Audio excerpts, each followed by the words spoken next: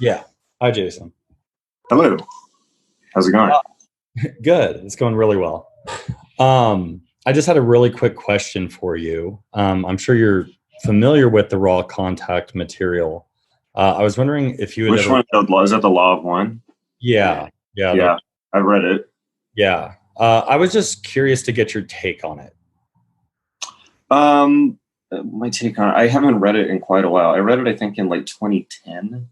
And when I went through, there was a period in my life where when I was working on space program stuff, I was working for Buzz Aldrin, and I went and I read all of it, as much as I could, of the alien literature. And my conclusion was that almost all of it is like urban folk tales, in a sense, or not urban is the wrong word. Kind of like modern folk mythology, and a lot of it says very important things poetically about the human tradition, about human existence. The Law of One, I remember reading it and thinking that there was a lot of interesting material in it. I think similar to the Seth Speaks material.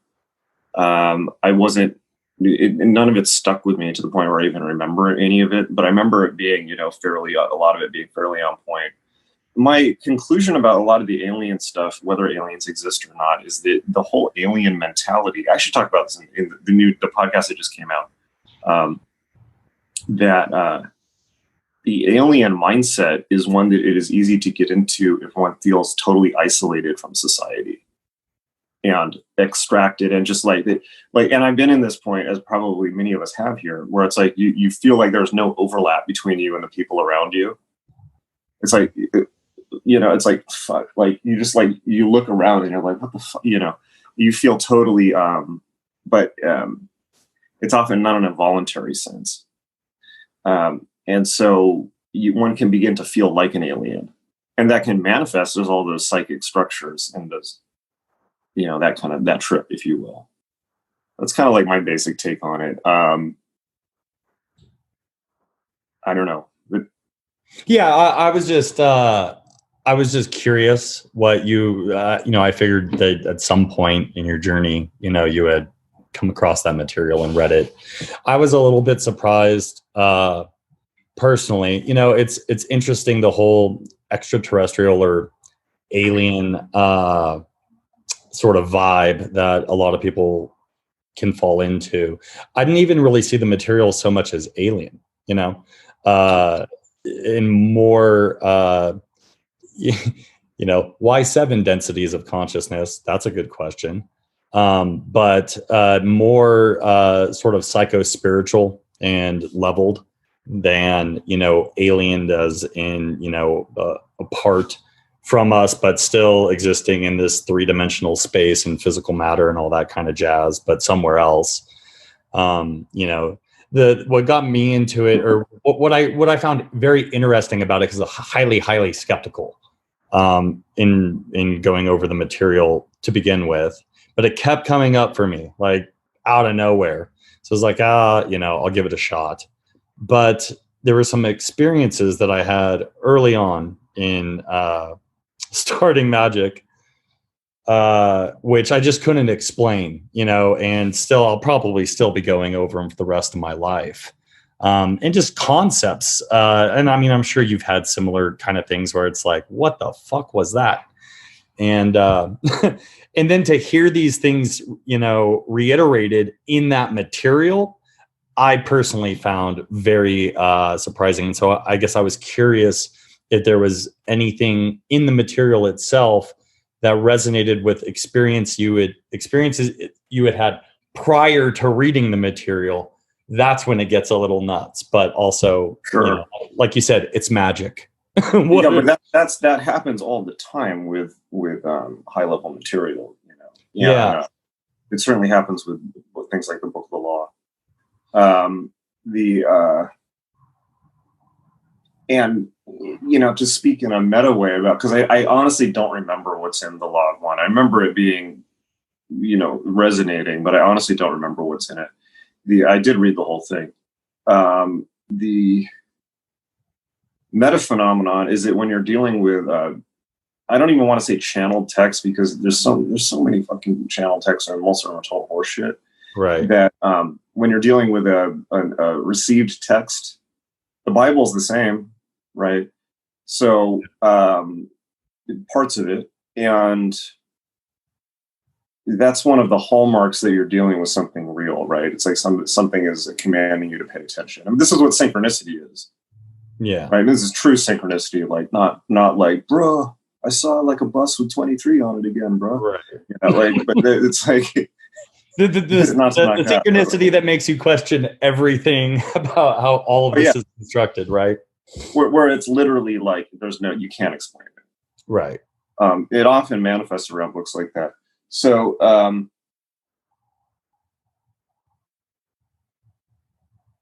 yeah, and there's a certain quality to this. Is why, like, I'm very, like, you'll notice, like, even in my book lists and stuff that I give out, like, there's so much material out there. I try to keep it really thin.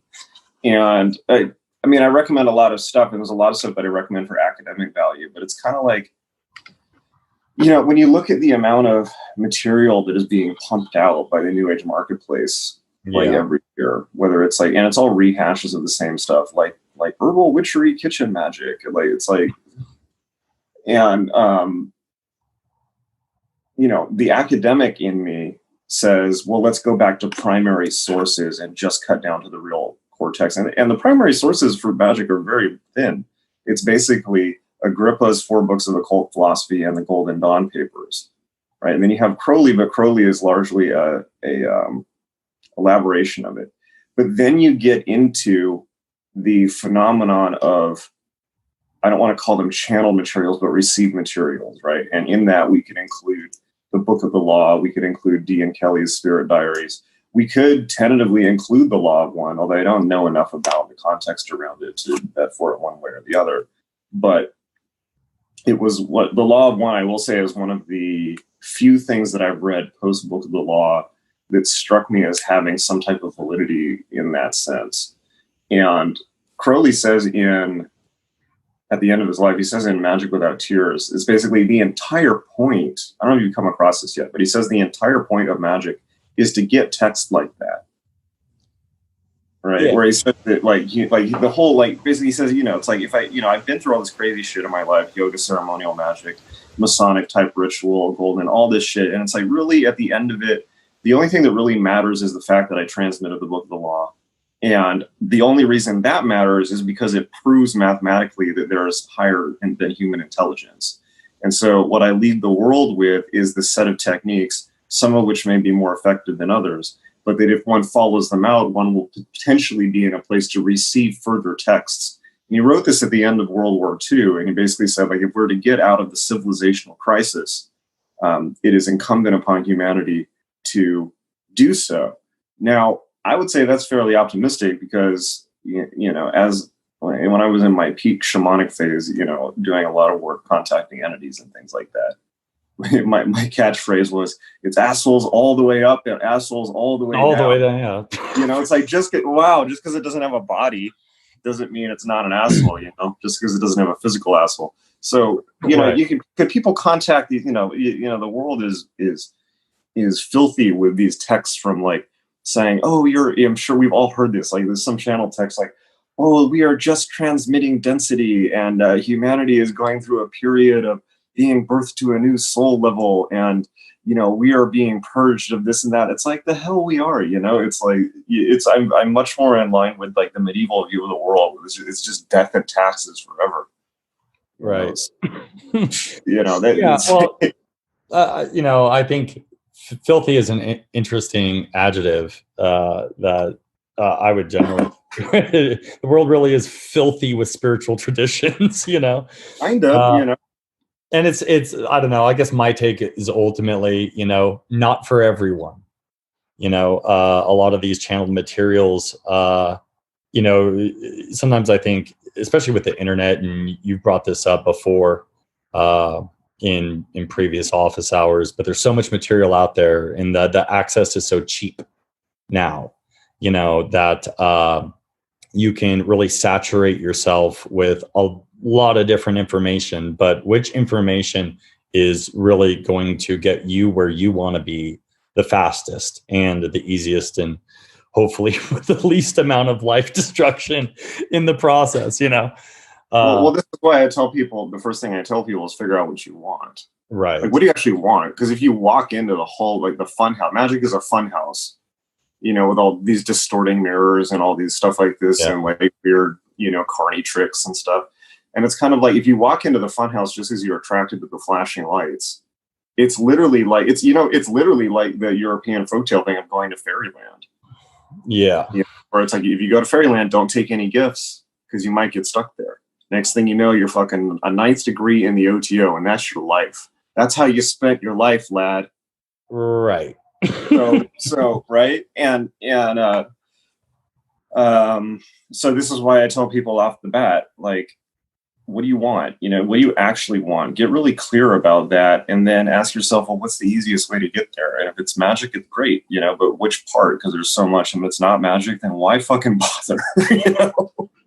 So, but then again, we all have, I read somewhere, it was an old Christian hermetic book or something like that. It said hermeticists, or esoteric people in a way, have a double burden, which is to, quite simply put, which is to live life, but also understand it at the same time. Yeah. Good luck. Right. I mean, it's a lot. Yeah. Just when you think you have it all, you know, peeled back and deconstructed, and, you know, you realize, oh, wait, this is only one level. You know, there's all these other levels, you know. And yeah, you know what, by the way, you know what discovering levels tells you? What was that? You know what discovering that there are more levels tells you about what you're doing? I don't know. What do you think it tells you? That you're playing a game. Yeah. Yeah. Yeah. You know, at the end of the day, I think eventually you reach a point where you're like, you know what? I'm just going to do what's directly in front of me and do that as best as I possibly can, and try to, you know, treat others that are directly in front of me the best that I possibly can. You know, finding out your true will, or like even answering that question, what do I want? If you really approach that sincerely, is a difficult enough question to answer in this lifetime. You know, you could, if you get that answer right in this lifetime, you really have nothing else to worry about, you know, but good luck on just that one question. Yeah, right? no, I mean, that's well put. I mean, that's it, right? It's like, and in terms of doing what's in front of you, like people think like, oh, like, you know, I should get magic powers and be off fighting dragons with fireballs and shit. It's like, no, it's like, what do you think the true will is, right? If it's not what's right in front of you, that is God talking to you. Yeah. Right. It's like, why do you think you are who you are and you are where you are? It's like, it's because that's the fucking message. Get the message, right? So, and I think that's very well put. Did you ever see the movie The Master, the Paul Thomas Anderson movie? No, I don't think so. I recommend it for everyone. It's basically his take on L. Ron Hubbard. And oh wait, no, I did see that with Philip. What's his name? Philip Seymour Hoffman. I think it was his last one. Yeah, one of my favorite actors. Really sad loss. Yeah, that movie was really incredible. I've actually had a close friend of mine was estranged, and I don't want to take up too much of your time, but a close friend of mine was estranged from the Church of Scientology, but he was OT3 clear, nice. Scientology, and real cool guy, real interesting guy. But yeah, that Scientology stuff, no joke. What do you mean, no joke? Oh, well, just, you know, the methods, the techniques, you know, not getting into their theology or their view of the universe, but their approach to certain things and the kind of training and the kind of discipline that's involved. You know, if you go through it, it will change your life. You will see some kind of results. I mean, a lot of those techniques and practices were extracted from spiritual traditions. Unfortunately, you know, yeah, the OTO. Yeah, you go and you start tweaking some of that stuff. Maybe not the best idea, but hey, you know, everything's. Right, you know where the whole point. You know where Xenu came from? No, I'm not. I'm not super. So Hubbard got really into, speaking of tweaking, Hubbard got really into amphetamines for a long time, and big surprise. And they at one point in the early 80s, they were, by the way, the Scientologists did so much, right? You know the thing about they were all on the yacht in the late 60s.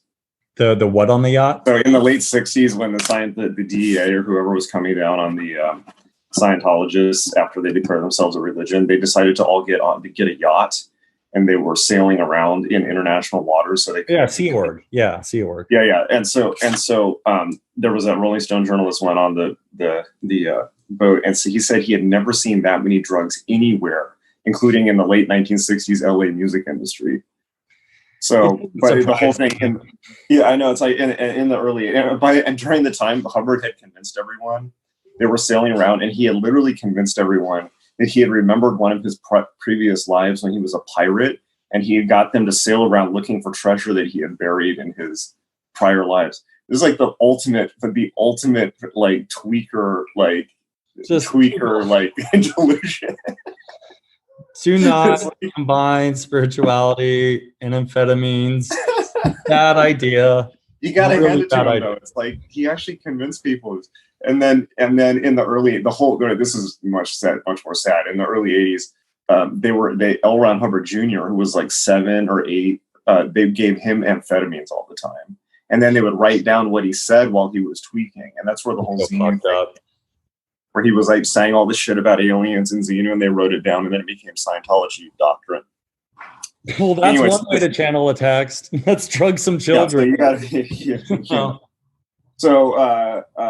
But I mean, the reason I bring up the Master is because the end of the movie where what's his name from Gladiator and the Joker, the actor, I'm blanking on his name, the actor from the Joker, when he kind of extricates, there's this like a conclusion after he extricates himself from L. Ron Hubbard, Joaquin Phoenix, thank you, and finds his own orbit, in a sense, where it makes him happy. I won't give away the end, but that's kind of it. It's like that says something. That movie actually says something fairly profound in that way, I think.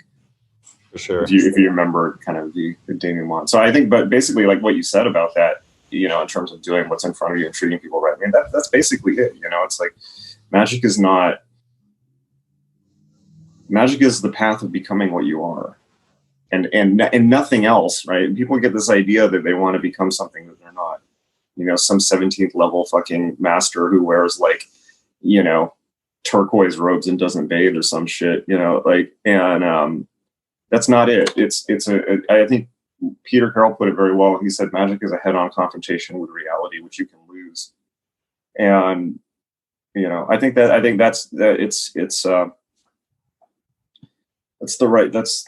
the correct approach. And like all this stuff, like levels and aliens and spirits and stuff like that, all of that is the astral. It's all the imagination, and that's all fascinating, and we're going to do a course about this stuff, but it's a trip, and it's real. It's just real on a different level of reality that doesn't totally overlap with this one. And right. So and ultimately, what is it you always say? You came here for a reason.